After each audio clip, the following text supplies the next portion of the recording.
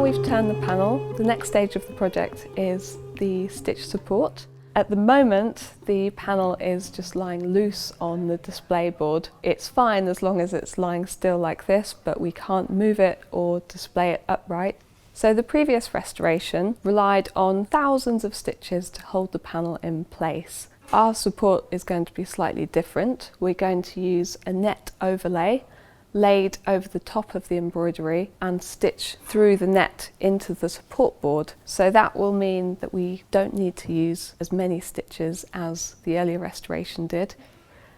So we use this nylon net as an overlay. It's very soft, so it won't cause abrasive damage, and it's also very strong, so it provides that support that we need for an object that is going on vertical display. What we're going to do now is lay the net over the embroidery, and we'll start from the middle so that we can more easily tension the net across and make sure it stays aligned. And we'll gradually roll it out from the middle to the edges.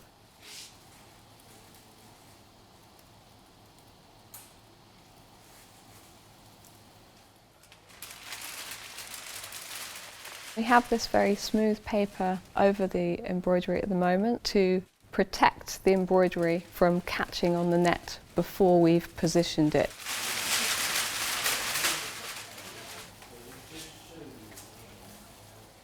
We'll pin it as we go so that it maintains alignment.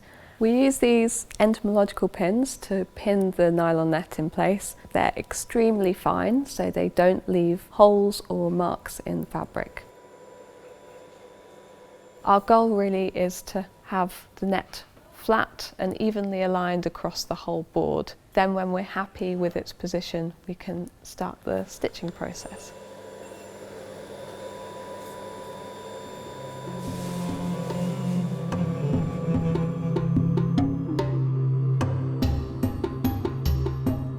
For the stitching, I'm using two different types of stitching thread. Using this very fine silk thread. This is something we mainly use for archaeological textiles because it's fairly strong, but it's not so strong that if some tension were to be put on that area of stitching, this thread would break. It wouldn't saw through the object itself, so it wouldn't cut the object. So that's considered a safer fibre for stitching archaeological textiles.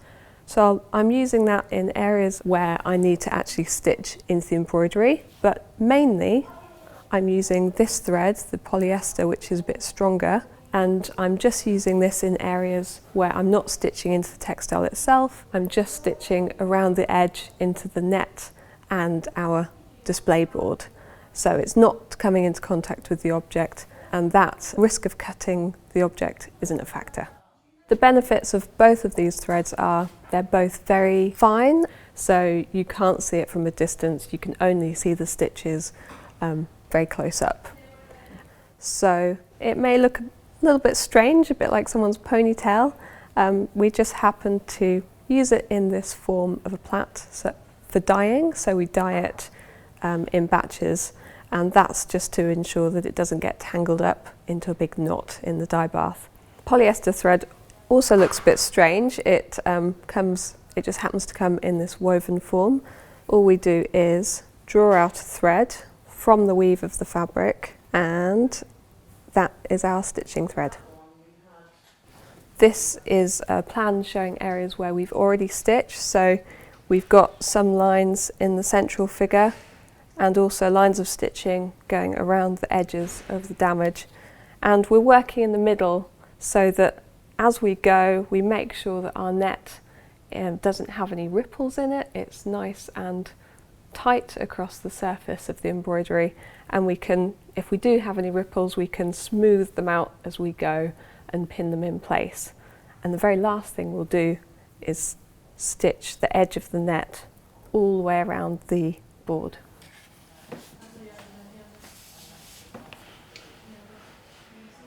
We've made these bridges which span the width of the table, and these are really fantastic because they allow us to lean in and reach the really hard to reach middle sections of the embroidery.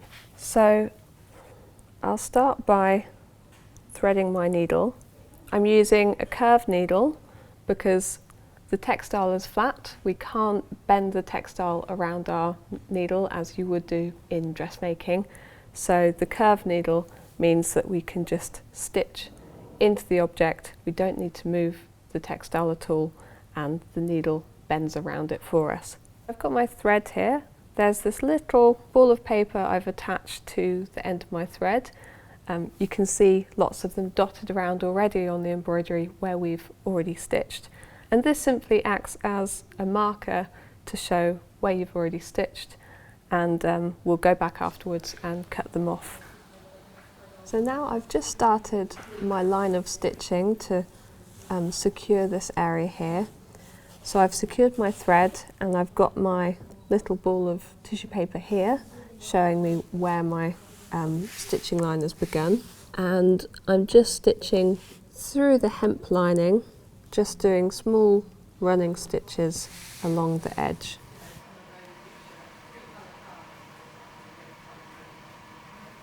So we've done about just over 20 hours of stitching so far, and I think it should take Monique and I a week and a half altogether to complete the stitching. So fairly quick process, about the same amount of time as removing the previous restoration. But I think we need to get on with it now.